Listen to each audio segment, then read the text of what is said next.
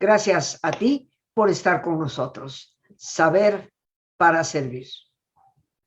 En algunas ocasiones, queridos amigos, hemos dedicado el programa al tema de la responsabilidad.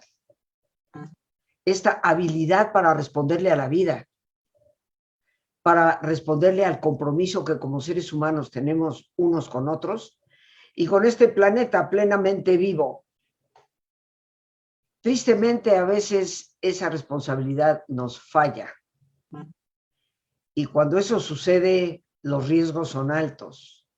Se afectan muchas vidas, queridos amigos, y eso tendríamos que tomarlo en cuenta. Hoy hemos titulado a nuestro programa Compromisos no cumplidos. Y tendríamos que reflexionar. Cuando todo un país, una estructura gobernante falla en esa responsabilidad que como país hemos asumido.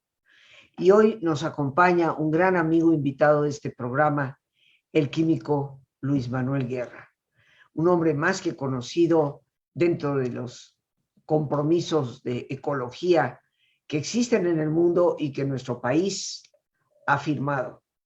Pero él es quien nos contará qué significa esto de no cumplir los compromisos adquiridos. Luis Manuel, como siempre, muy agradecida por tu presencia, por el generoso gesto de obsequiarnos de tu tiempo para conversar con nuestro público.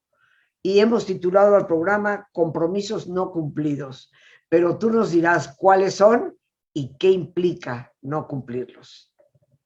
Exactamente, y Rosa Argentina, no sabes qué gusto me da porque tú y yo como que pues somos almas gemelas, ¿no? Tenemos esta convicción de que las cosas sí pueden cambiar, sí se pueden hacer las cosas bien, que existe afortunadamente esta esencia axiológica del ser humano de tener valores, ¿no? Valores que van más allá del materialismo, que van más allá de lo profano, que pues tienen que ver con nuestra condición humana, que a pesar de que estamos totalmente inmersos en el proceso de la evolución biológica, somos parte de la biodiversidad, del trama de la vida, tenemos algo que pues cada quien conforme a sus creencias puede explicarlo, ¿no? En su forma particular, que me permite a mí estar hablando contigo a distancia, a ti tener todos estos radioescuchas, que desde el punto de vista puramente biológico, pues estamos perdiendo el tiempo, ¿no? Desde el punto de vista puramente biológico, tendríamos que buscar alimento, garantizar la seguridad del hogar, el estar tratando de reproducirnos lo mejor posible, ¿no? Para garantizar la permanencia de la especie, pero tenemos los seres humanos esta vena de pensar más alto, ¿no? Trascender. Y una de esas, pues, ¿qué te diré? Variantes de la trascendencia es los compromisos que hacemos más allá de las cuestiones puramente biológicas y puramente materiales, ¿no?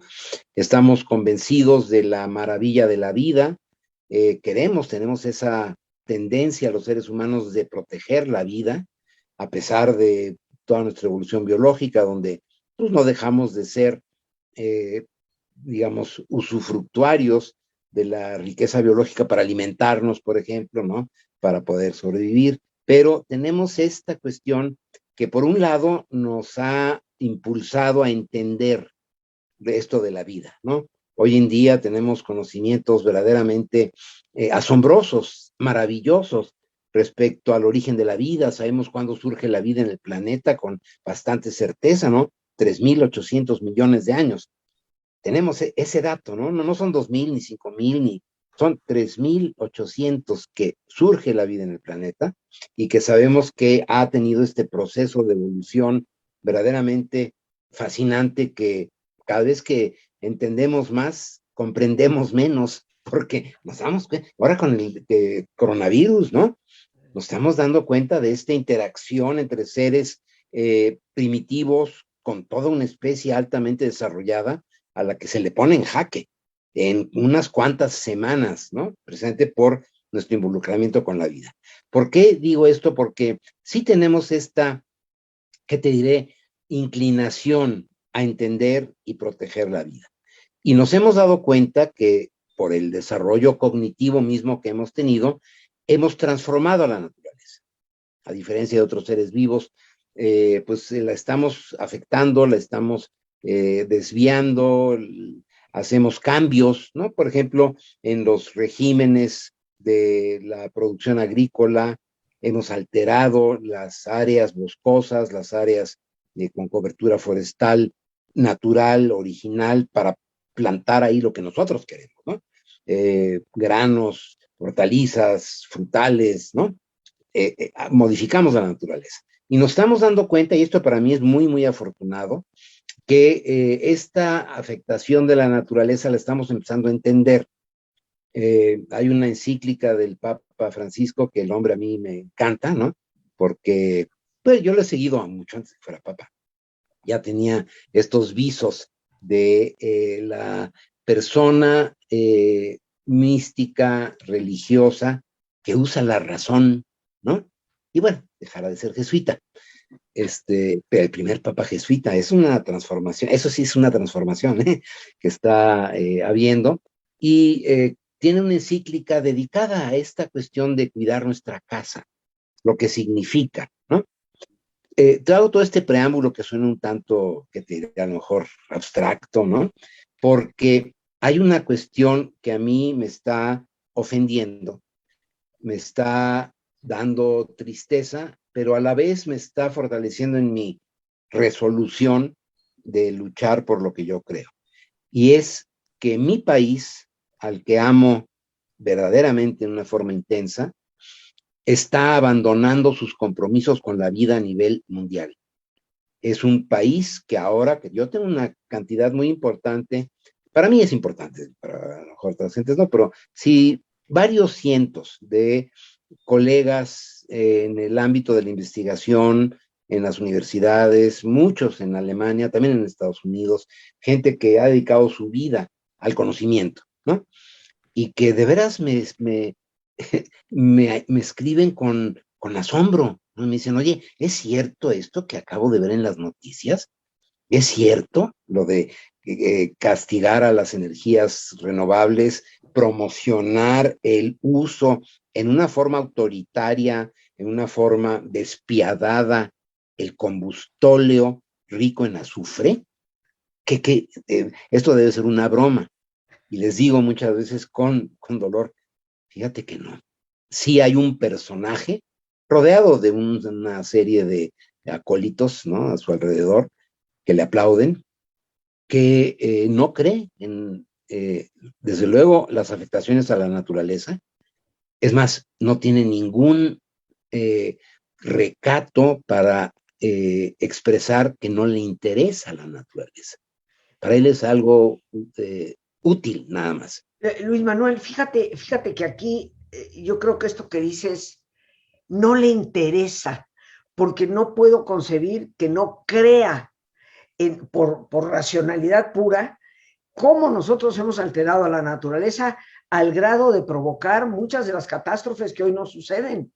Y yo creo que tendría que ser un ser totalmente irracional para no creer los datos científicos y lo que vivimos día a día, los cambios en el clima, cómo de repente tenemos días como los hemos tenido en este mes de octubre, finales de mucho calor. Tuvimos 2, 3 días de 30 grados en la Ciudad de México en pleno octubre. O sea, eso en qué cabeza cabe. Obviamente hemos afectado. Entonces yo creo que más triste aún es que a pesar de creer, simplemente no le interesa. La indiferencia que siempre es mucho más destructiva. Sí, pero yo voy más allá, fíjate que lo he analizado, porque sí, ¿qué te diré? Es mi vida, a lo que yo me he dedicado, el tratar de concientizar de cómo hacer un desarrollo sustentable, cómo avanzar en el bienestar real, que es el bienestar de la familia, el bienestar de una alimentación equilibrada, el bienestar de tener un hogar seguro, el bienestar de tener acceso a una educación útil, el bienestar de tener acceso garantizado a salud para evitar el dolor y la enfermedad, ¿no? Eso son realmente las cosas que deberíamos de perseguir. Todo lo demás son, pues ya desviaciones del ser humano, pero pensando en eso, en lo que he estado luchando, como tú dices, al principio me parecía eso, de que el individuo que tenemos al frente de la nación actualmente no le interesa, pero él es, a final de cuentas, un homo político, es un animal político, ¿no? Y esos animales políticos piensan únicamente en su beneficio político. Entonces, el que no le interesara significaría que se da cuenta de que no es importante, no es relevante desde el punto de vista político, pero evidentemente lo es. Él está sufriendo y va a sufrir, porque hasta ahorita se ha mantenido con una especie de aura de inercia, ¿verdad? Que lo ha estado protegiendo, pero en el momento en que con cualquier alfiler se pinche ese globo que trae alrededor, pues se va a evidenciar lo que es, que no entiende. Fíjate, no es que no le interese. Creo que estamos, desgraciadamente, con un individuo que no entiende. Fíjate que a diferencia de muchísima gente que conozco gente que lo sigue adorando, ¿eh? No es simplemente una cuestión de creencia política, no solamente una cuestión de apoyo, es una adoración. Lo veo así casi una cuestión mística, religiosa, ¿no? Y él lo promueve. Pero a diferencia de, yo sí lo conozco, y lo conozco personalmente.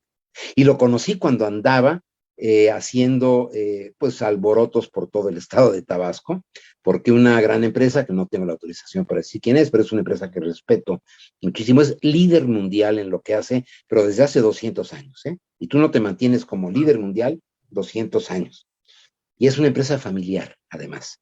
Y es gente, imagínate, son líderes mundiales en lo que hacen, una empresa suiza, y que he conocido a dos de los miembros de la familia, la gente más sencilla, abierta, trabajadora, transparente, ¿no? Que efectivamente tienen un gran poder, pero lo ejercen primero para el bienestar de sus colaboradores. Es lo que dicen. Nosotros nos deben, fíjate, una empresa muy, muy sólida, robusta, ¿no? Dice, nosotros, los directivos, nos debemos al bienestar de nuestra gente, que nos ha llevado a donde estamos. Esa es su filosofía. Bueno, y tienen elementos, y por eso los conocí, de cuidado ambiental verdaderamente extraordinarios. Cada vez me impresionan más con el avance que tienen. Indicadores de sustentabilidad, reducir la huella ecológica de la empresa. Es una empresa de transformación que tiene una huella importante en el entorno y cómo lo han estado reduciendo y lo quieren reducir. En fin, es una empresa que cree mucho en México. Y resulta que compraron una empresa que se dedicaba a lo mismo en México, porque esa empresa andaba con dificultades, pero por obsolescencia tecnológica, etcétera, y ellos vieron una oportunidad, ¿no?, de entrar a México a través de la adquisición de esta empresa en el estado de Veracruz. Y esta empresa veracruzana tiene una planta en Macuspana, casualmente. Y ellos me llamaron porque estaban totalmente desconcertados de que, habiendo hecho toda el debido proceso, lo que se llama la due diligence, que es el cumplimiento estricto con todas las normas, estándares y obligaciones del país en donde vas a actuar, teniendo todos los permisos a nivel federal, a nivel estatal, a nivel municipal, todo de acuerdo a lo que son las obligaciones. De repente se presentaron 1,500 revoltosos ahí a clausurar la planta, ¿no? Y la planta la cerraron. Déjame decirte que fue el periodo de transición, se acababa de hacer la compra, pero esta empresa suiza no había empezado a operar ella misma, estaban en la entrega-recepción de los antiguos dueños a los nuevos dueños. En ese proceso, ¡pum!, le cierran la planta, ¿no? Y entonces ellos pues le hablaron al gobernador, le dijeron, oye, gobernador, pues nosotros arreglamos con la máxima autoridad estatal, dinos qué nos falta para hacerlo, porque fíjate que nos están bloqueando y quiero que me apoyes, ¿no? O sea, cero respuesta del gobernador. Ya sabes, no recibiendo llamadas, no actuando, etc. En fin, hicieron todas las instancias con un bufete de abogados internacionales, y ese bufete, que me conoce, me llamó y nos dijo, oye, ayúdanos a, pues por lo menos entender cómo comunicarnos con este personaje. Así conocí yo al actual presidente de la República, un revoltoso que estaba extorsionando a una multinacional. Y los suizos le decían, mira, yo me quedé, fue así como una especie de teatro del absurdo. Lo observaba y dije, no, no creo lo que estoy oyendo. Rosa, el suizo le decía, porque este insistía, ¿no? Es que ustedes deben apoyar al pueblo en el que están ustedes tienen obligación. Y el suizo le decía, sí, pero totalmente de acuerdo, es más, queremos ir más allá. ¿En qué los podemos ayudar? Ya estamos con un programa de hacer alrededor de esta planta todo un desarrollo agropecuario con capacitación, con semillas mejoradas, con sementales, porque son también ganaderos, ¿no? Y con todo el apoyo para hacer. Pero díganos, ¿qué requiere? ¿Quiere que le pavimentemos las calles del pueblo, que hagamos una escuela? Es que ustedes no me entienden. Yo necesito apoyo para mi movimiento. Y le decía al suizo, pues sí, lo entendemos, México tiene muchas desigualdades, díganos en qué lo podemos apoyar. Queremos dinero para nuestro movimiento. Y dice el suizo, oiga, es que yo a usted no le puedo dar dinero sin un proyecto, necesito un proyecto que esté dictaminado, que esté aprobado, que tenga el visto bueno del municipio y que lo tengo que consultar con Suiza, pues, o sea, yo no soy, ¿no? Y entonces desde luego le damos los recursos, si usted los quiere administrar, firmamos un contrato y un convenio de compromiso. Y explota, es que ustedes no entienden, necesito recursos para nuestro movimiento. Lo entiendo, señor, pero díganos, yo a usted no le puedo, ¿sabe por qué? Si yo a usted le doy dinero, yo me voy a la cárcel inmediatamente en Suiza, porque eso se llama soborno. Se le explotó, se levantó y se salió. Así conocí yo al actual presidente de la República, extorsionando a una empresa queriéndole sacar dinero. Bueno, este señor es el que está poniendo a México en este ridículo y en esta situación vergonzante que a mí me duele mucho después de, fíjate, estaba yo recapacitando, Rosa Argentina, el enorme trabajo que nos costó a muchos mexicanos de excelencia. Yo no soy de excelencia, pero le metí ganas a esto, pero gente que te puede... Carlos Gottfried, un ingeniero mexicano que actualmente es uno de los principales fabricantes de los aerogeneradores, bueno, de los generadores eléctricos y de los motorreductores de los aerogeneradores en el mundo, una empresa mexicana de excelencia. Y fíjate que con él, tú sabes que yo tengo una granja, vivo en una granja que está en las afueras de la Ciudad de México. Precisamente la hice en un lugar donde no había agua ni había electricidad para ver si de veras era posible. Te estoy hablando de hace 38 años. A ver si era posible de veras lo que decían mis amigos ecologistas, ¿no? Que se puede vivir de la energía del viento y del sol. Dije, bueno, yo quiero experimentarlo. Tenía yo muchos contactos, leía artículos de Estados Unidos, de California, en Alemania, de comunidades de jóvenes que se habían asociado para crear comunidades resilientes y autosuficientes. Y con Carlos Gottfried decidimos, él desarrolló un aerogenerador accesible para comunidades pobres, o sea, con esa conciencia de apoyar a los que no tienen, para en lugares remotos donde la CFE, dentro de su gran omnipotencia, decidía a través de lo que se llama el PUE, Programa Unitario de Inversiones en la Industria Eléctrica, decidía que ese poblado pues, no iba a recibir electricidad porque era muy caro y era muy poca gente, ¿no? Entonces, condenándolos a vivir en el siglo XVI, ¿no? ¿Por qué? Porque alguien en el escritorio decidió, no, este poblado está muy lejos y ahí no les vamos a dar electricidad. Y entonces, supliendo esta carencia del gobierno mexicano, este empresario, que tiene un nombre extranjero, él es orgullosamente judío, de origen judío, muy emprendedor, un gran ser humano, pero mexicano, y se siente y es orgullosamente mexicano, ¿no? Te comento eso porque cuando lo atacaban, sacaban a relucir eso, ¿no? ¿Y tú a qué nos vienes a decir, no? Oye, les decía, tercera generación de mexicanos, y soy más mexicano que tú porque yo sí hago las cosas en favor de los pobres. En fin, decidimos poner él desarrolló un aerogenerador accesible, en ese entonces costaba $10,000 y producía hasta 7.5 kilowatts, bastante, muy eficiente, ganó premios en muchas ferias y exposiciones internacionales, una en Japón muy importante, me acuerdo. Y aerogenerador relativamente pequeño, de fácil instalación, sí se requería, ¿no? O sea, algo de maquinaria, pero no la gran inversión que se requiere, ¿no? Y entonces tenía la característica que le valió muchos premios de que era un aerogenerador resistente a huracanes categoría 4. No Wow. había ninguno en ese entonces, con un mecanismo que, bueno, se antoja muy sencillito cuando uno lo ves, como el huevo de Colón, ¿no? Cuando ya lo ves, pues yo ya, mira qué chistoso, qué fácil, ¿no? Pues sí, pues no se les había ocurrido a nadie en el mundo. Era una bisagra en donde al chocar, no chocar, digamos, al presionar el aerogenerador por la influencia del viento, accionaba una bisagra y se doblaba el aerogenerador proporcional a la fuerza del viento. Cuando había un vientazo con un huracán tipo 4, se cerraba completamente como una de esas navajas que se cierran, ¿no? Y entonces ya no estaba expuesto directamente al viento y el viento pasaba a través de él y no le pasaba nada. Cesaba el viento y solita se regresaba a la hélice, ¿no? Bueno, ese se llamaba el colibrí, me acuerdo muy bien, el colibrí AXP. Instalamos uno en la granja, pues yo estaba deseoso, ¿no? Más que yo no tenía $10,000, ni soñando. Y entonces me dice, mira, vamos a hacer una cosa. Como buen empresario y con esa tradición judía, no te lo voy a regalar, ni lo pienses. Pero vamos a hacer una cosa. Te voy a dar el 50% de descuento. Y le dije, sí, pues tampoco tengo 5,000. Ya, vamos a ver. Tú me vas a pagar 5,000. Pero, ¿por qué no a 10 años? Le dije, sí.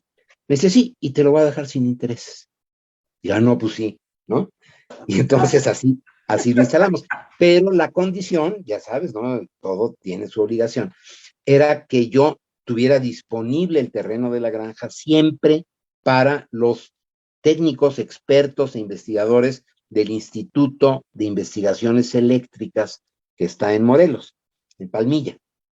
Y entonces le convenía el lugar porque mi granja está en la mitad entre Cuernavaca y México, en un volcán que se llama el Oyameyo, y entonces pues era relativamente fácil para los expertos del Instituto de Investigaciones Eléctricas ir a hacer las mediciones que se requerían para ir construyendo los protocolos de desempeño para que la gente pudiera decir esto si sirve o no sirve, ¿no? Le servía también a nivel internacional. Entonces yo me comprometía a siempre recibirlos y darles un refrigerio, ¿no? A los chavos que estaban haciendo su doctorado en el instituto, que iban muy seguido a recolectar la información que tenían los anemómetros, o sea, los medidores de la velocidad del viento, la producción de energía eléctrica, cómo estaba el banco de baterías, etcétera, etcétera, ¿no? Entonces, pues era lo que nos convenía a los dos. Y también esa locación, donde hay viento, porque en la Ciudad de México hay muy poco viento, ¿no? Allá arriba en la montaña hay más viento, entonces sí se podía usar. Y también estaba razonablemente cerca de las oficinas de CFE, de tal manera que él pudiera ir por los funcionarios y llevarlos en cualquier momento en el curso de una mañana. Entonces, era algo que pues, que te diré, convenía a los dos. Entonces, así se instaló en mi granja el primer aerogenerador que se puso en la Ciudad de México.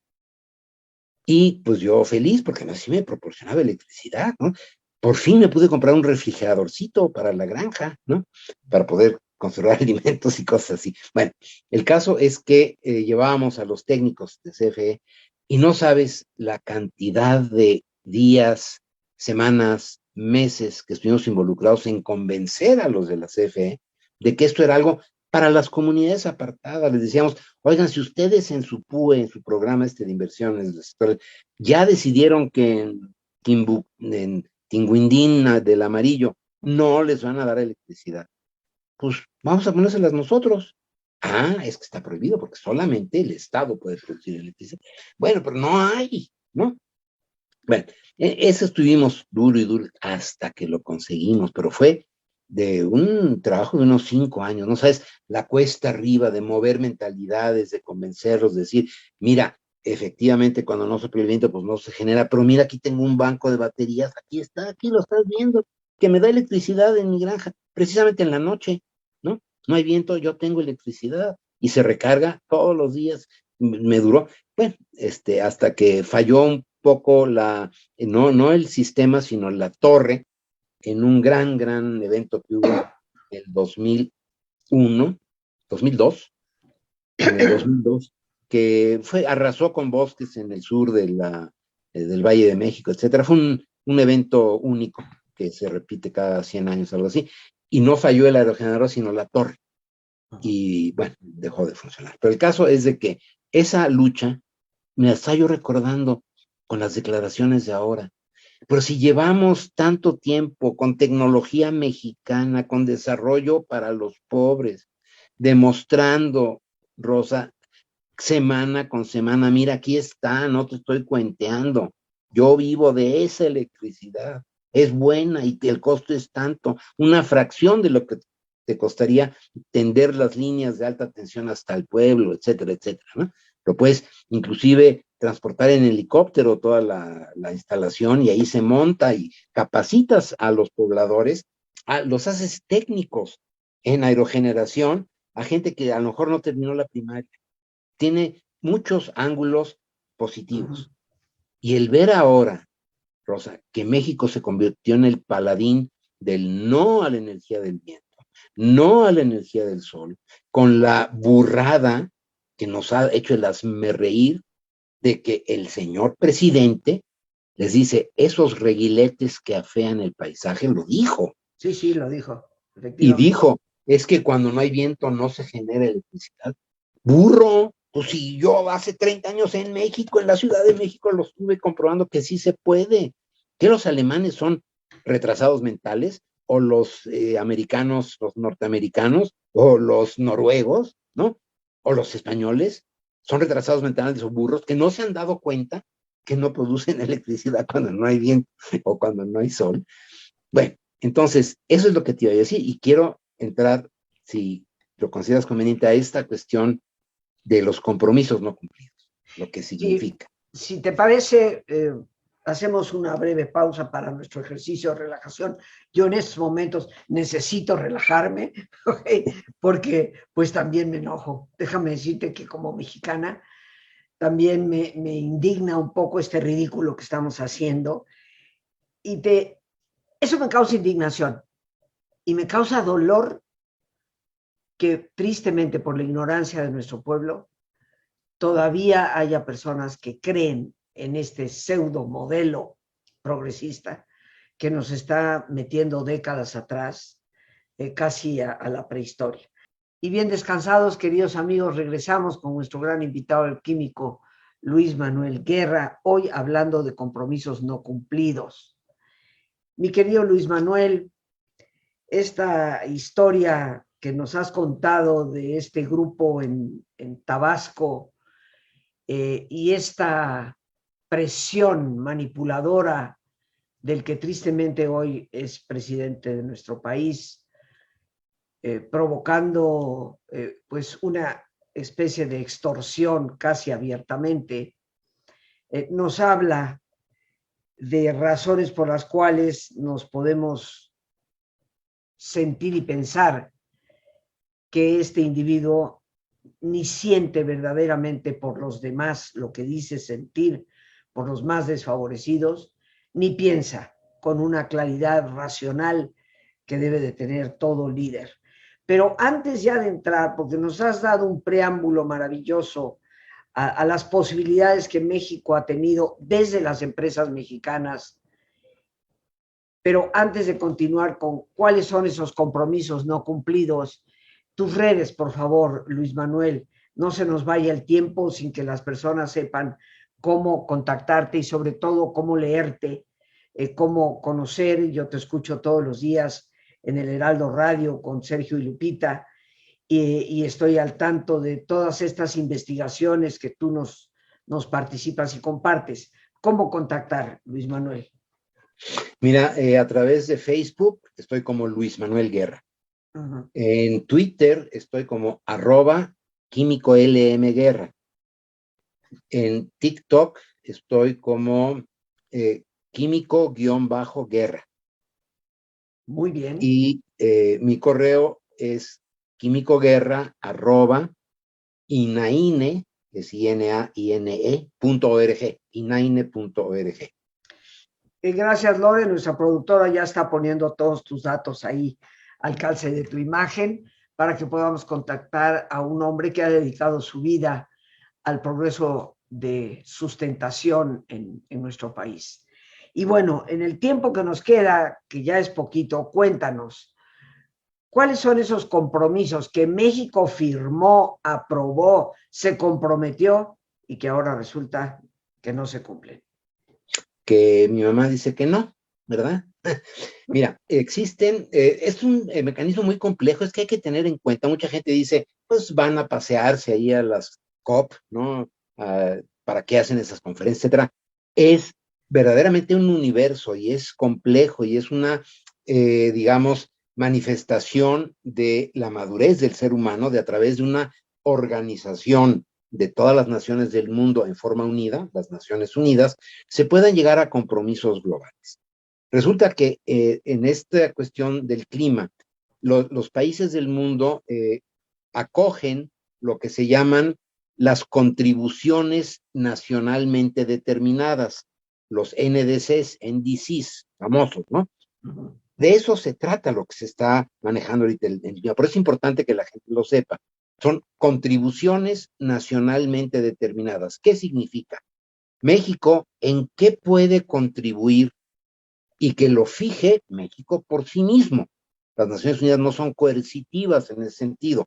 Es una mentira lo que decía Trump. Nos están obligando a quién sabe qué. No, no es cierto. Cada país fijó 5 o algunos 500 otros. No, lo que podían, consideraban que se podía. Son contribuciones nacionalmente determinadas. De eso se trata toda la COP26 que va a haber ahora en Glasgow. Estas contribuciones se dividen en dos a su vez. Las no condicionadas, ¿qué significa esto? Yo, México, voy a hacer esto sin ninguna condición.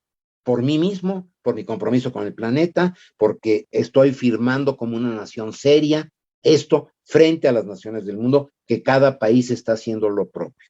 A ver, Manuel, para que nos quede claro, no estamos hablando de contribuciones económicas.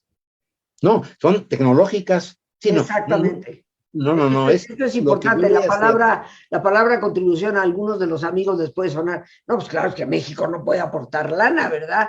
Pero no, estamos hablando de qué manera voy yo a comprometerme a disminuir ciertas emisiones de gas, etcétera. Sí, son contribuciones en tecnología, en cambio de paradigmas, en la producción agrícola, industrial, en el desarrollo urbano, ¿no? Y hay las no condicionadas, que son, estas las voy a hacer yo porque yo puedo hacerlo por mí mismo. Y luego, pensando en los países intermedios y sobre todo en los que están en vías de desarrollo, las condicionadas, esas contribuciones condicionadas, es decir, yo, México, aparte de lo que voy a hacer por mí mismo, podría yo hacer esto más si me dan apoyo económico, transferencia de tecnología, capacitación. Esas se llaman las contribuciones nacionalmente determinadas condicionadas. En este campo, México, como país que era serio, se comprometió en el 2015 en París que con recursos propios íbamos a bajarle 22% a nuestra generación de gases efecto invernadero y al 51% del carbono negro, lo que se llama el hollín, que tiene un efecto también en el calentamiento muy importante, pero sobre todo el hollín tiene un impacto en los pulmones, sobre todo de los niños, que es devastador en muchas ciudades, ¿no? Era el 22% de los gases de efecto invernadero y el 51% del carbono negro para el año 2030. A eso se comprometió México, es decir, llegando el 2030, yo voy a haber reducido 22% mis gases de efecto invernadero y el 51% del carbono. No es imposible, ¿no? Te estoy hablando del 2015 y para el 2030 iban a pasar 15 años. Ya pasaron 5, quedan 10, más bien quedan 9. Y en cuanto a las contribuciones nacionalmente determinadas condicionadas, es decir, si recibo apoyo financiero, si hay transferencia de tecnología, si tengo capacitación técnica, México puede avanzar hasta el 36% de los gases de efecto invernadero y el 70% del carbono negro al 2030. Eso fue lo que México se comprometió. con lo que está pasando ahorita, Rosa Argentina, no vamos a llegar ni al 5% del 22 en el que nos comprometimos. Estamos cayendo en desacato frente a un compromiso ético, moral, de una nación que se considera parte del concierto internacional, una nación muy orgullosa de sus raíces, una nación muy orgullosa de su cultura, como México no hay dos. Sí podemos llegar al 22%, no vamos a llegar ni al 5%. Y por eso hay una reticencia de la administración actual de acudir en una forma activa a Glasgow, inclusive hay una amenaza de no ir. ¿Por qué? Porque saben que nos van a sentar en el banquillo de los acusados y decir, ok, México, a ver, no has cumplido, dinos, teóricamente para eso es la reunión, dinos qué te hace falta, qué ha pasado. Y ahí, pues no quieren decir, fíjense que tuvimos una elección en el 2018, ¿y qué creen? Que estamos echando para atrás todo el impulso hacia las energías limpias y estamos regresando a las energías sucias. Oigan, pero ¿y qué su población no dice nada? Pues fíjense que una gran mayoría ni idea tiene. Y no hay ninguna estrategia por parte de las autoridades federales de hablar de lo que yo estoy diciendo ahorita.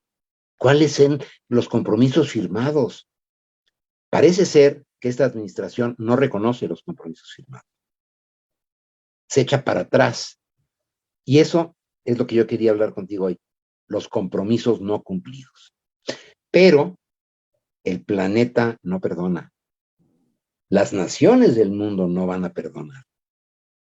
Y la carga, ese señor pues se va, ¿no? Es en 3 años y quién sabe qué tantos más viva. No le importa, se va a ir. Pero su herencia va a ser objeto de un gran juicio internacional por haber contribuido a la destrucción del planeta Tierra. Ese es, ya ves que esta administración está obsesionada con su lugar en la historia, quiere estar junto a los grandes próceres, estatuas en todos los pueblos, ¿no? Pues la herencia va a ser la administración que contribuyó a la destrucción del planeta. Creo, Luis Manuel, que pasará a la historia como uno de los villanos de este país.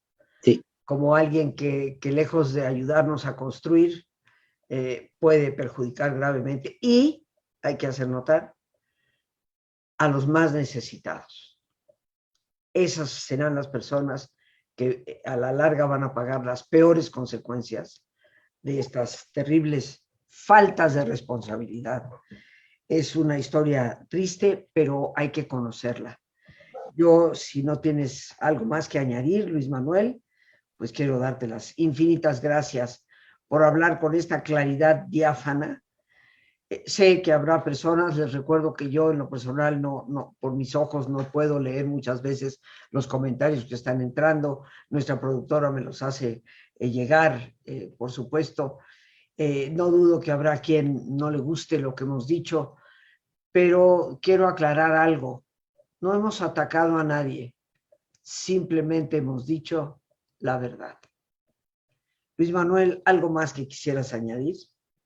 Que hay que verlo con optimismo. Mira, yo tengo mucha fe en el ser humano en sí.